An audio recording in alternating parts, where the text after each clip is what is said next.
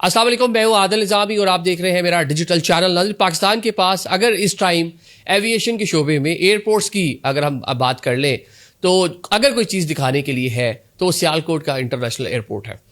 دنیا کا کوئی بھی بڑا کہہ لے کہ سفارتکار پاکستان میں آتا ہے، جب ٹریڈ کی بات ہوتی ہے، جب یہاں پہ ترقی کی بات ہوتی ہے، تجارت کی بات ہوتی ہے، تو اس کو ڈیفینیٹلی ایک بار اس کے مائنڈ میں آتا ہے کہ سیالکوٹ ایئرپورٹ، کیونکہ وہاں کے پرائیویٹ سیکٹر نجی شعبے نے بنایا.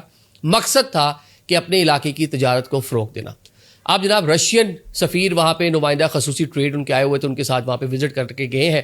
انہوں نے وہاں پر کیا دیکھا، کیا بات ہوئی، وہ ہمارے بڑے اچھے دوست ہیں عمیر خان صاحب جو ترجمان بھی ہیں ایئرپورٹ کے، سیالکوٹ ایئرپورٹ کے. انہوں نے ایک سٹوری شیئر کی ہے، وہ آپ کے سامنے رکھتے ہیں. اور ساتھ ہی جناب پاکستان انٹرنیشنل ایئر لائن جس کی نجکاری ہو چکی ہے، اس نے اپنے ٹکٹس پر سیل لگا دی ہے، لیکن یہ مخصوص قسم کی سیل ہے جو ایک خاص کارڈ کے ذریعے آپ حاصل کر سکتے ہیں.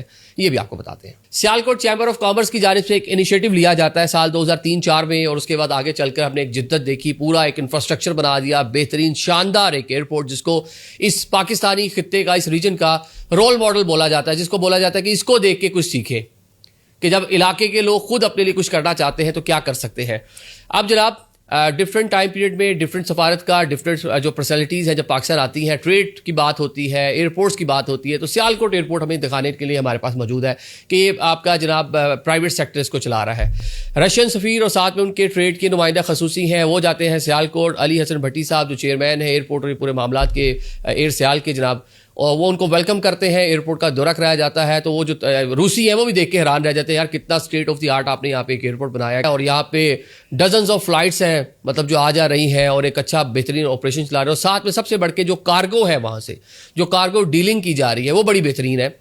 اور انہوں نے اس خواہش کا اظہار کیا کہ ویری سون رشیا اور سیالکوٹ کے مابین کارگو فلائٹس کا آغاز کیا جائے، اور ساتھ ہی اس کے بعد جو ہے سیکنڈ فیز میں کمرشل جو فلائٹس ہیں جسے عام آدمی بھی آ جا سکے اس کا آغاز کیا جائے. تو اس حوالے سے بات چیت ہوئی اور ایئرپورٹ کی تعریفیں ہوئیں.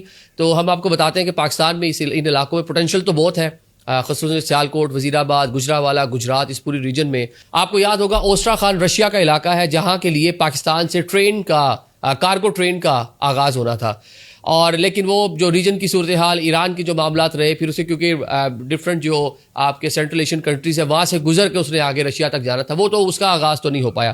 اس میں بھی یہی تھا کہ پاکستان سے ڈفرینٹ نوعیت کی مصنوعات وہاں بھیجی جائیں گی، اور وہاں سے ڈفرینٹ نوعیت کی جو مصنوعات ہیں جو وہ ایکسپورٹ کرتے ہیں رشینز، وہ پاکستان لے کر آئی جائیں گی. وہ تو ابھی تک نہیں گئی، لیکن شاید یہ جو کارگو پلین کا اس کا بات چیت ہو رہی ہے، ابھی ابتدائی مراحل میں ہے، خواہشات ہیں، ابھی اس کو عملی جامہ کس طرح پہنایا جاتا ہے وہ بھی آگے چل کر دیکھیں گے.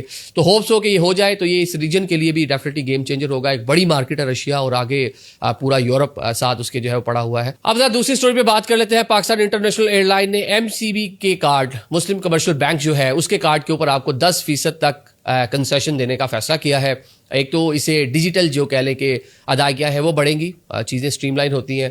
اور جناب سیکنڈلی جو پیسنجرز ہیں ان کو فائدہ ہوگا. 10% کی کیپ ہے، اب بڑی مزے کی انٹرسٹنگ کیپ ہے. ایک تو جناب 10% تک آپ اس کا ڈسکاؤنٹ لے سکتے ہیں، اور 10,000 تک ہی لے سکتے ہیں.